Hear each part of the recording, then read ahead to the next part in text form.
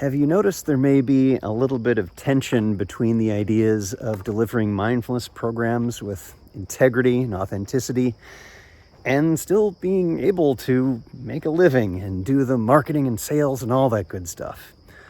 Well, this is the episode for you.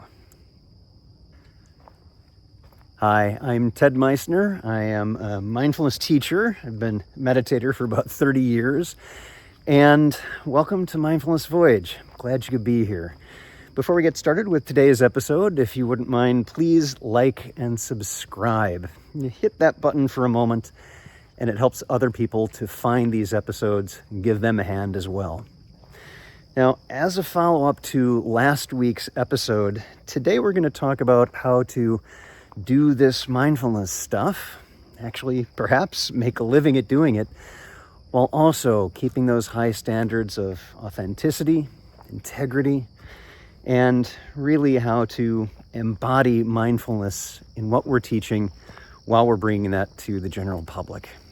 So with that, let's speak with our guest today. Our guest today is Gail Stearns. Gail, welcome to the podcast. Good to meet you. Thank you. Good to meet you. I'm so glad you could be here. This conversation came out of one of my LinkedIn posts about some potential adverse effects to mindfulness. And I put in some bullet points about responsibilities of holding particularly heavier weight courses. But that got you and I connected about something else that's associated with this around, well, mindfulness becoming an industry, and how do we make it maybe something a little bit back on course for what we would like to see in mindfulness. So before we dive into that, I'm wondering if you could just say a little bit about your background, how you came into mindfulness. Yeah, thank you. I'd be happy to. My background is I'm a professor of religious studies and peace studies, and also a chaplain at universities has been my profession. And I learned that there were so many students needing kind of spiritual or just internal, centering. And we weren't reaching them. It's chaplaincy is kind of an old idea in some ways. So I got trained as a teacher at UCLA to teach mindfulness. And what I found was, as I worked on campus, it was a way for me to work with students, but surprisingly, at least at first, more staff and faculty than students. Now students are attracted, but that took a while. And so I'm a certified mindfulness facilitator, and have done some kind of contemplative practice or mindfulness for probably 30 years.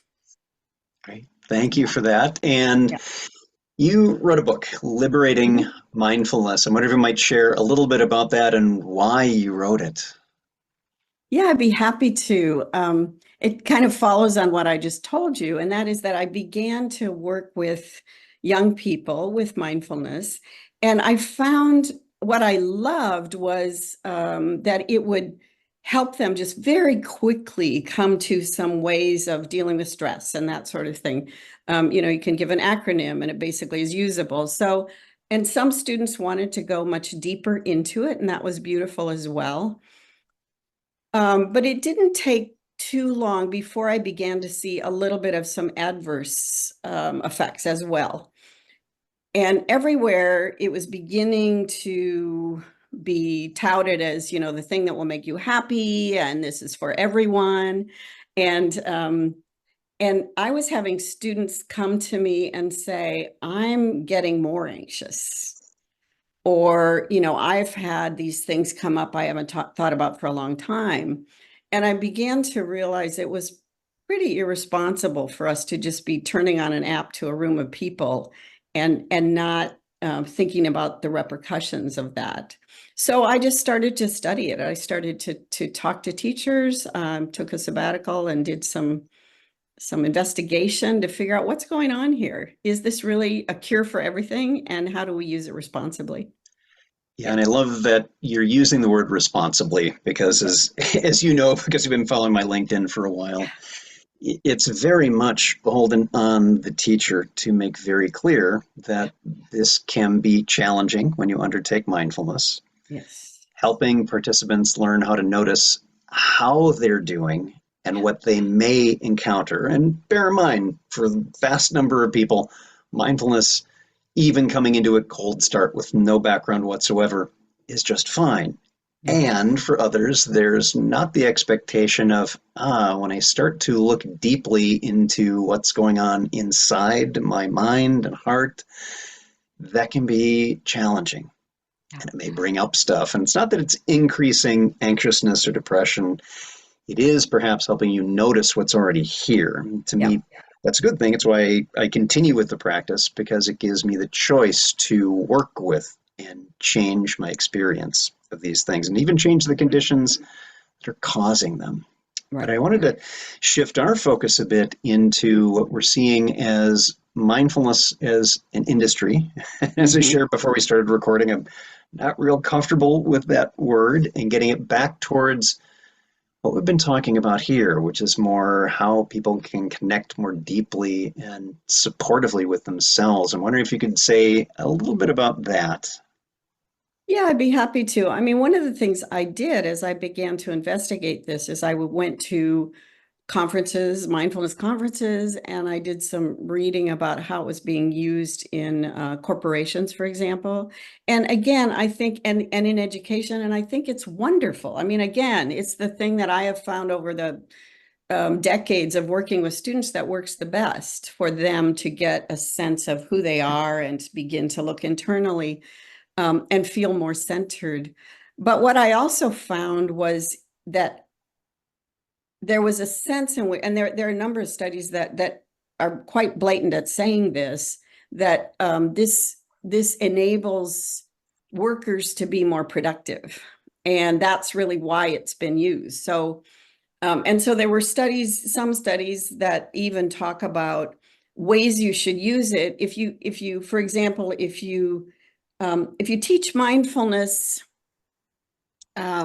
in the middle of the day, it might not be as good because it gets people really thinking about maybe something that isn't quite, suitable for them at work or some kind of values. So maybe do it at the end of the day. I mean, those sorts of things, if people start to feel stressed out, just don't do too much mindfulness. So that the acknowledgement is out there that, in fact, this might help them understand that they're not in a situation that is healthy for them, right? But if you do just a little bit, it helps people focus and be better workers. So there's kind of a troubling, and I know many, many wonderful, wonderful people in management, corporations understand this, and that's not what they're trying to do, is just make worker bees. But it's a danger, I would say. And sometimes I wonder if mindfulness is that, is it really helping us in terms of our productivity in ways that are useful to us, or is it working against us? I guess that's my question. Yeah. I think that's a very insightful question, in that it can be done that way. And for those Yeah. who may be teaching mindfulness in territory like a corporate environment, and that's not really something they're used to thinking about, is, how is this actually being used? Yeah. That can crop up. And as I think you know, Gail, I teach primarily in the corporate world, and I'm very clear with management, with leadership, with the people who are participants in the programs. I don't teach that way. We take a look at the conditions that are causing the difficulties we're running into, and we need to do that in a way that's not bypassing, avoiding, suppressing any of that. So now in your book, and that's been in various places, I've seen it described as a manifesto. And I'm wondering if you might raise one or two of the points that you make in the book around these topics of how we shift from the commodification of mindfulness as an industry and a money-making venture to make good worker bees into something that's more fulfilling for them. Yeah, I think one of the things is to understand what mindfulness is really useful for, and what it may point to, but not necessarily be the only tool that we need. So, for example, just a simple example is that it may help me if I'm a female worker and I'm in an environment that is still pretty patriarchal, let's say. And, the person next to me isn't working as hard as I am, but is making more money. And, but they happen to be male. And that's, it still occurs. We know there are issues like that. Mindfulness might help me to just go, okay, it is what it is. I'm going to accept the way it is. Or it may help me to understand that there still is gender disparity in the workplace, right? We can talk about racial issues, all kinds of issues like that, and say that really it helps me to become aware of that. And now I need to think about, how am I going to change that culture? How are we going to change the kind of, it's a big issue, right? How do we tackle this in America? It's big, and we begin to then partner with other people. We find all kinds of ways to do that. It's not just about me going, okay, I'm going to accept it is what it is. And part of what I often say to young people who find themselves feeling really like they are being belittled, and they think it's their own fault, and if I could just change the way I think, especially I'm thinking of one young woman that I interviewed for my book, felt all the time like she was less than other women because she had darker hair and darker skin, and they kind of were, she had this image of what beauty was supposed to be, right? And we talked about the fact that that's in her head, but it didn't come from inside her head. It came from the culture. Every single thing she's seen, she breathes that air, right? So how do we just say, wait a minute, that is not me. That is the culture. And then how do I work with myself and then begin to help change it? So I don't see that happening enough, I guess, if that makes sense. And I think it helps us to be aware, but then we could change society. But it's not just by sitting and breathing deeply. It's going to be getting out there and doing things with one another. Yeah, and you bring If up that makes so sense. many important aspects of how this works well, Yeah, that it's a team sport. You're not on your own on that's this. right. And having these collaborative, challenging issues to work on to see that you're making a difference in Yeah, what that culture is like can be huge. it's huge. Yeah. And I think we miss that. And then it begins to just serve the culture in the way that it is. So in a way, then it begins to serve sort of maybe a consumerist culture, or you could even say a racist culture. It begins to serve that, rather than saying we need to really change the conditions so that some people aren't going to have these issues in the future, right? They'll have other issues, but not those particular ones. Yeah, Yeah. Yeah, mindfulness is about tuning in, not tuning out, opening right, your eyes, not shutting them, or right. plugging your ears and all of that. Exactly. All right. Well, Gail, what else would you like to share with the viewers before you get on with the rest of your day? Hmm.